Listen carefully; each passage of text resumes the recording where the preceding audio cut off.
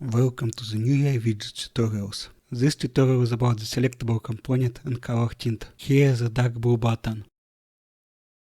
And I want to make it green on the highlight.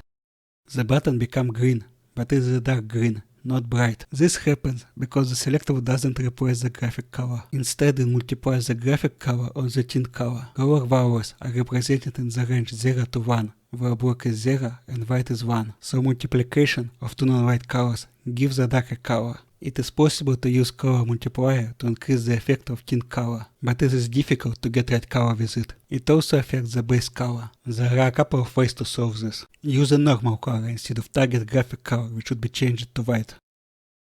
In case of sprites, you can use white sprites with color tint. Or you can use sprite swap instead of color tint, but this will require a separate sprite for each state. That's all, thanks for watching.